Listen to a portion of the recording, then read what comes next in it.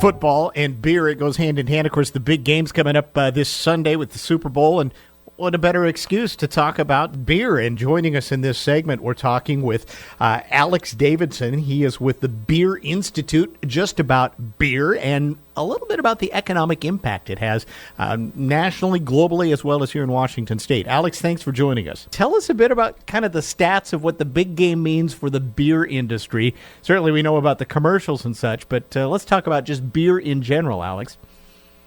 Sure, Todd. So the Super Bowl is the Super Bowl for beer as well.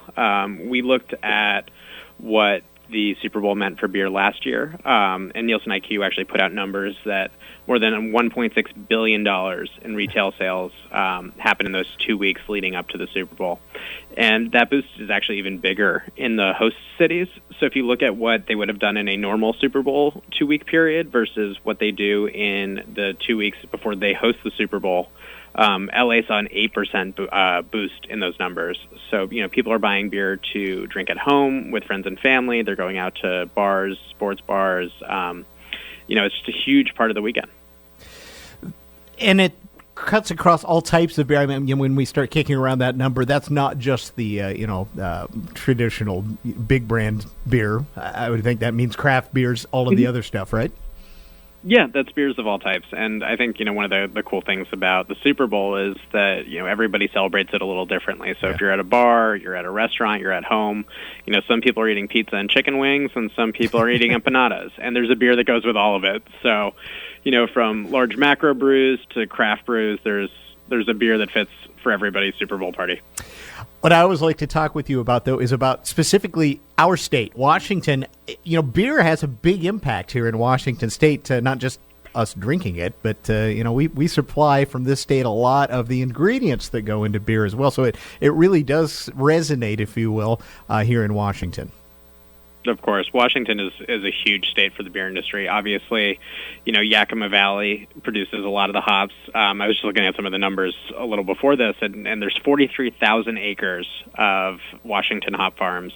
And so they make up nearly 80% of U.S. production, and 20% of the world's production for beer. Wow. Those hops come from Yakima Valley and Washington State. So, $434 million in hop value. Beyond that, though, Washington, you have breweries, you have retail jobs, truck drivers, everyone in the middle. 45,000 jobs in Washington are directly tied to the beer industry in one way or another, and that's producing $8 billion in economic impact. So, from your local corner store to the brewery down the street, huge driver of economic impact in the United States, $331 billion industry overall, and Washington accounts for $8 billion of that. We talk about wine here in Washington quite a bit. It's a huge industry too, but you're kicking around numbers that are pretty much close to what the wine industry is dealing with. I think folks might be surprised by that. I think they would, and I think that people don't realize, you go to a bar and you order a beer, there's a whole production process behind that. So, from the agricultural products to the distribution, supply chain, brewers, retailers, distributors, it's touching a lot of people. We think that for every job that is direct brewing in the beer industry, there's another 30 jobs that rely on beer. So, one beer job is producing 30 more jobs in the United States, including a lot in Washington. Absolutely. Okay, why do we like beer so much? There's a lot of choices, but it seems that it still goes to the top. There's a lot of reasons, but I think, beer's been around for thousands of years. It's the original alcohol beverage. People were brewing it in ancient China, in ancient Egypt, and, it's something that people can just kind of rally around. It's natural. We know what's going into it. Traditionally beer has 4 ingredients: water, yeast, barley, and hops. And it can also be adjusted to really fit anyone's palate. There's more than 20,000 beers in the United States these days. And when someone tells me they don't like beer, I'm like, you just haven't found the right one yet. There's just an unbelievable amount of variety and options in the industry. Tell us a bit about the Beer Institute, your organization, and just what you do as a trade organization. Sure. So we're a trade organization based in Washington, D.C., and our goal is to represent the interests of the beer industry.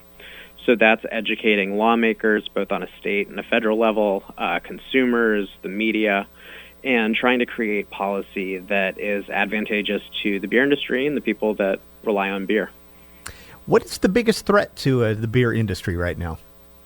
Well, there's always a lot of different things moving around. One of the biggest ones has always been these aluminum tariffs that President Trump put on in 2017. They've now cost our industry more than $1.7 billion, and that's something that trickles down. It leads to inflation, so we've been trying to reduce that cost for aluminum. Another issue that we've seen is the liquor industry has been trying to blur the lines between the different beverage types.